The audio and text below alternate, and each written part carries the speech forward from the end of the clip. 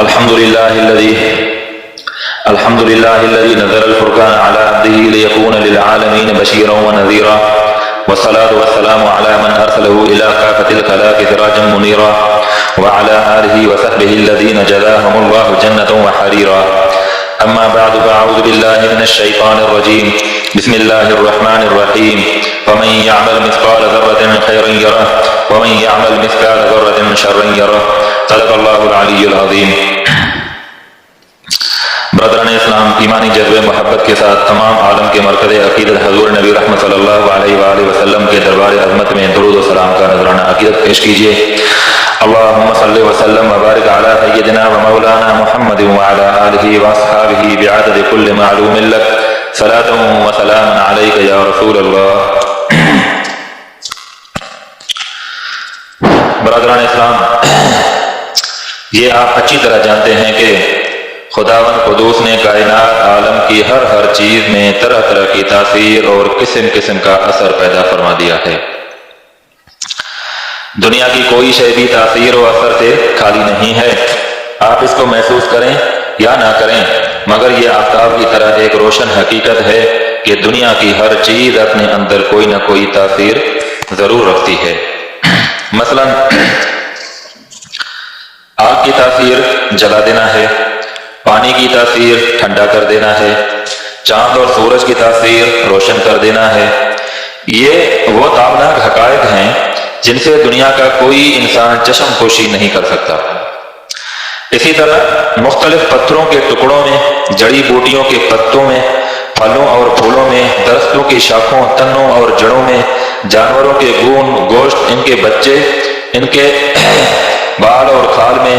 غرض کائنات ارضی ہوں یا مخلوقات سماوی، سفلیات ہوں یا علویات، عالم کی تمام مخلوقات میں خاص تاثیرات اور اثرات کی ایک مکمل دنیا سمائی ہوئی ہے. اور کائنات خدا کا ذرہ ذرہ اہل نظر کی نگاہ شوق کو دعوت نظارہ دیتا ہے اور زبان حال سے کچھ یوں اعلان کرتا ہے،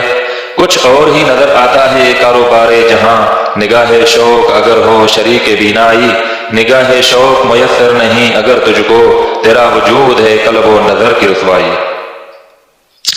برادران اسلام،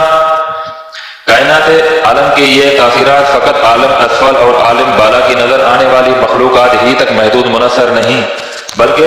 حد ہو گئی ہے کہ ہمارے منہ سے نکلے ہوئے الفاظ اور آوازوں میں بھی تاثیرات و اثرات کی کار فرمائیاں اپنی پوری توانائیوں کے ساتھ ظاہر ہوتی رہتی ہے. کون نہیں جانتا کہ کچھ الفاظ کو سن کر ہمارے چہرے ہنسی خوشی کی روشنی سے چمک اٹھتے ہیں، اور کچھ لفظوں کو سنتے ہی ہم رنج و غم کا ایک خاموش مجسمہ بن جاتے ہیں. کچھ ایسے جملے اور کلمات بھی ہیں جن کے کان پہ پڑتے ہی ہمارے جسم کا رونگٹا اور بدن کے بال قہر و جلال کا ایک خوفناک آتش فشاں بن جاتا ہے. اور کچھ لفظوں اور فقروں کی سماعت سے ہمارا جذبہ بے قراری بیدار ہو جاتا ہے اور ہم پر یہ گرد و زاری کا ایک سیلابی طوفان امڑ پڑتا ہے. یہ سب الفاظ و کلمات کی تاثیرات و اثرات نہیں تو اور کیا ہے؟ انہی الفاظ و کلمات کی تاثیرات کو بیان کرتے ہوئے ایک عربی شاعر کہتا ہے، جراحت اللسان لہل تیام ولا یلتام ما جرح اللسان، یعنی نیزوں اور برچیوں کے زخم تو بھر جایا کرتے ہیں لیکن زبان کا لگایا ہوا زخم نہیں بھرا کرتے. برادران اسلام، الفاظ و کلمات بھی تاثیر و اثر رکھتے ہیں. اس موقع پر مجھے حضرت خواجہ ابوالحسن خرقانی رحمت اللہ علیہ کا ایک سبق آموز واقعہ یاد آ گیا. حضرت خواجہ موصوف ایک مرتبہ اپنے مریدین کے حلقے میں خدا کے اسم و جلالت اللہ کی تاثیرات بیان فرما رہے تھے اور یہ ارشاد فرما رہے تھے کہ سالک اگر اللہ کا ذکر خفی اپنے قلب سنوبری پر کرے تو چند یوم کی ریاضت سے اس کا قلب ذکر ہو جائے گا، اور اس نام پاک کی انوار و برکات اور الوان و کیفیات کو ذکر کرنے والا خود مشاہدہ کرے گا اور اس کو روحانی عروج محسوس ہونے لگے گا. غرض آپ طرح طرح سے اس میں جلالت کی خواہش و اثرات بیان فرما رہے تھے. اتفاق سے مشہور فلسفی بو علی بن سینا بھی مجلس میں حاضر تھا. منطق و فلسفہ کے چرندوں نے اس کے دل و دماغ کے ایمانی باغ کو چرتے چرتے بالکل تاخت و تاراش کر ڈالا تھا. یہ ملحد صفت فلسفی آپ کی تقریر سن کر ہنسنے لگا اور اس کو بڑا تعجب ہوا کہ بھلا لفظ اللہ کے ذکر سے اتنی کیفیات اور اس قدر تاثیرات اور اثرات کا ظہور کیوں کر ہو سکتا ہے. حضرت خواجہ ابوالحسن خرقانی رحمت اللہ علیہ نے اپنے نور باطن سے اس فلسفی کے قلبی خطرات و خیالات کو بھاپ لیا اور تڑپ کر ارشاد فرمایا، اے ابو علی بن سینا، تو گدھا ہے۔ اس لفظ کا سننا تھا کہ شرم و حیا اور رنج و غصہ سے ابو علی بن سینا کا چہرہ سرخ ہو گیا، آنکھوں میں غیظ و غضب کی شعلوں کی سرخی نمودار ہو گئی، گردن کی رگیں پھول گئی اور منہ ایسا بگڑ گیا کہ گویا 5-10 لیموں اس کے منہ میں نچوڑ دے گئے ہوں۔ حضرت خواجہ نے فلسفی کا جب یہ حال دیکھا تو فرمایا، ابو علی بن سینا، تجھے کچھ ہوش آیا؟ دیکھ، میں نے تیرے سامنے ایک حقیر جانور گدھے کا نام لیا تو اس لفظ کا تاثیر اور تیرے اوپر اتنا اثر ہوا کہ تیرا پھول جیسا کھلا ہوا چہرہ دم زن میں مرجھا گیا کر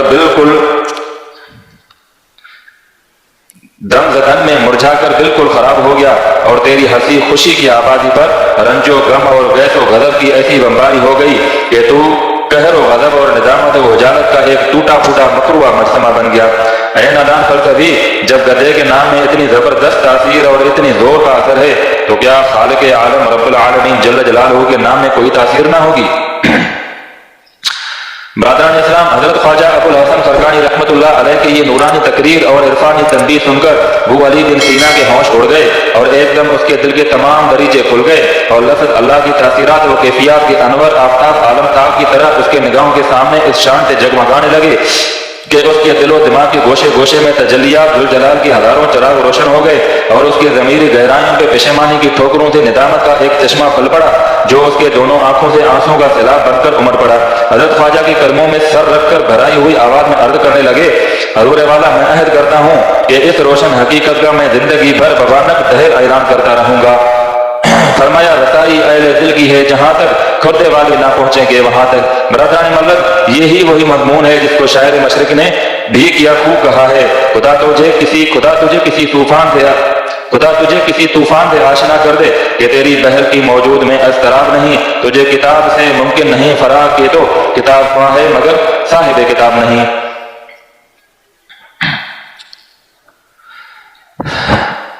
یہ عرض کر رہا تھا کہ کائنات عالم کی ہر چیز میں خاص خاص تاثیرات ہیں جن کے اثرات سے دنیا کا کوئی عاقل انکار نہیں کر سکتا۔ تو اب مجھے آپ کو یہ سمجھانا اور ذہن نشین کرانا ہے کہ جب دنیا کی ہر چیز میں تاثیرات و اثرات کا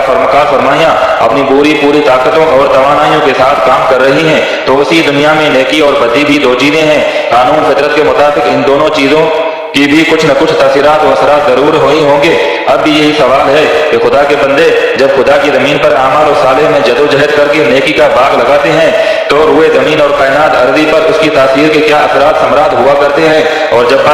بندہ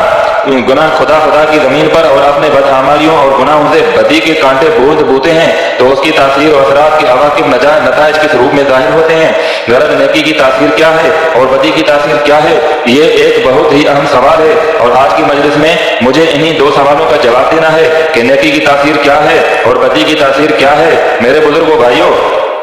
دواؤں اور غذاؤں کی تاثیر تو آپ حکیموں اور ڈاکٹروں سے پوچھیے، دوسری کائنات زمین کی تاثیرات معلوم کرنی ہو تو سائنسدانوں اور لیبارٹریوں کے ماہرین سے دریافت کیجیے، آسمان اور اس کی کائنات کی تاثیرات کی اشارات کی رہنمائی ماہرین فلکیات اور نجومیوں کا کام ہے، مگر انسانوں کی نیکی اور بدی کی تاثیرات کیا ہیں اور ان کے اثرات کس کس روپ میں ظاہر ہوا کرتے ہیں، اسے نہ کوئی حکیم جانتا ہے، نہ کوئی ڈاکٹر بتا سکتا ہے، نہ کوئی فلسفی اور نہ کوئی سائنسدان اس کو سمجھ سکتا ہے۔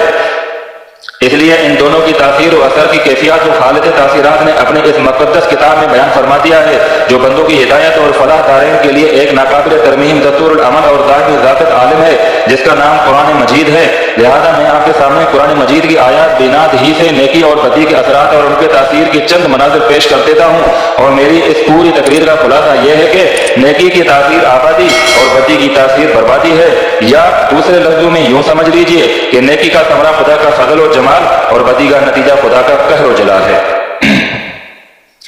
اب اس مضمون کو ذرا غور سے سنیے اور عبرت حاصل کیجئے، اور خدا توفیق دے تو اس پر عمل بھی کیجئے۔ عزیز دوستو،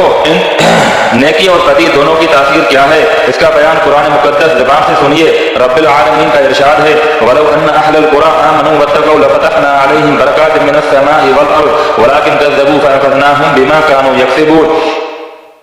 فرمایا اگر بستیوں کے رہنے والے ایمان لاتے اور پرہیزگاری کی زندگی بسر کرتے تو ضرور ہم ان پر آسمان اور زمین سے برکتیں کھولتے تھے، مگر ان لوگوں نے جھٹلا دیا، لہذا ہم نے ان کو ان کے کرتوتوں کی وجہ سے عذاب میں گرفتار کر لیا۔ مطلب یہ ہے کہ اگر باشندگان روئے زمین میں اپنی نیکوکاری اور پرہیزکاری سے زمین پر نیکی کا علم بلند کریں گے تو ہم زمین و آسمان سے ان پر اپنی برکتوں کے دروازے اس طرح کھول دیں گے کہ ان کی زمین سے اگنے والی باغوں اور کھیتوں کے ہر پھل اور ہر دانے دانے میں اپنی برکتوں کے خزانے بھر دیں گے، اور آسمان سے جو بارش برسے گی ہم اس کے ہر قطرے قطرے اور ایک ایک بوند میں اپنی رحمتوں کے سمندر بہا دیں گے، اور وہ لوگ ہماری برکتوں کی شامیانہ رحمت میں ہمارے انعام و کرام کی بدولت خوشحالی بحشتی زندگی بسر کریں گے، کیونکہ نیکی کا اثر خدا کا فضل و جمال اور اس کی تاثیر آبادی ہے، اور جو لوگ خدا بندی تعلیمات کو جھٹلا کر کفر و شرک اور فسق و فجور کے ساتھ گناہ اور بدکاری کا پرچم لہرائیں گے، ہم اور بدنصیبوں کو اپنے قہر و عدل کی گرفت میں گرفتار کر کے اس طرح انہیں ہلاک و برباد و نست و نابود کر دیں گے کہ صفحات تاریخ میں ان کے دردناک داستانوں کے سوا ان کا کوئی وجود باقی نہیں رہے گا، کیونکہ بدی کا اثر خدا کا قہر و جلال اور اس کی تاثیر بربادی ہے۔ برادران ملت، اس میں کوئی شک نہیں کہ نیکوکار آبادیوں پر زمین و آسمان سے برکتوں کے خزانے منڈ پڑتے ہیں۔ مجھے اس وقت کی ایک حدیث آ گئی جو مشکا شریف کی کتاب الزکات میں مذکور ہے، ذرا غور سے سنیے، بہت ہی عبرت خیر اور نصیحت آموز حدیث شریف ہے۔ حضور اکرم صلی اللہ علیہ وآلہ وسلم کا ارشاد ہے کہ ایک آدمی کسی میدان اور سنسان بیابان میں تھا تو اس نے وہاں اچانک ایک بدری کے ٹکڑے میں سے آواز سنی کہ تو فلاں کے باغ کو سیراب کر۔ اس آواز کے بعد فوراً ہی وہ ابھر کر ٹکڑا ایک طرف کو چل پڑا اور ایک پتھریلی زمین پر اس بدری کی بارش شروع ہو گئی، اور ایک پہاڑی نالے میں اس بارش کا پانی جمع ہو کر ایک طرف کو بہنے لگا۔ بدری میں سے آواز سننے والا شخص اس نالے کے پاس یہ دیکھنے کے لیے چل پڑا کہ یہ پانی کہاں جاتا ہے۔ چنانچہ کچھ دور جا کر اس نے یہ منظر دیکھا کہ ایک شخص اپنے باغ میں ہاتھ سے اپنے پانی کو بخیر رہا ہے اور باغ کو سیراب کر رہا ہے۔ اس نے اس نیک مرد سے دریافت کیا کہ اے اللہ کے نیک بندے، تیرا کیا نام ہے؟ اس نے جواب دیا کہ کیوں، آخر کیا بات ہے کہ تم میرا نام پوچھ رہے ہو؟ یہ کہنے لگا کہ صاحب، نام دریافت کرنے کی وجہ یہ ہے کہ پانی جس بدری سے برسا ہے میں نے اس بدری میں سے یہ آواز سنی ہے کہ تو فلاں کے باغ کو سیراب کر، تو میں اس لیے تیرا نام پوچھ رہا ہوں۔ تو ہی وہ خوش نصیب شخص ہے یا کوئی دوسرا نیک بندہ ہے؟ یہ سن کر باغ والے نے اپنا نام بتایا تو یہ وہی نام تھا جو بدری سے نکلنے والی آواز میں سنایا گیا تھا۔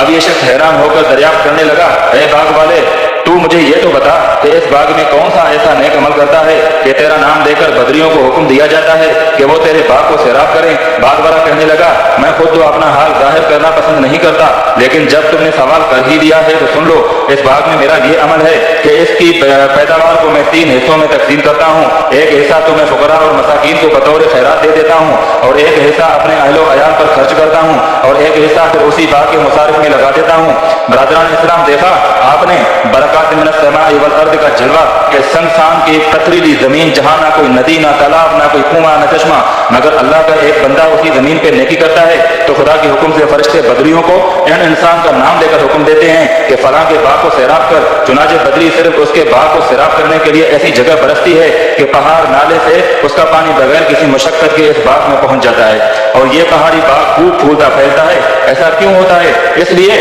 صرف اس کے لیے کہ نیکی کا اثر خدا کا فضل اور جمال اور نیکی کی تاثیر آبادی ہے۔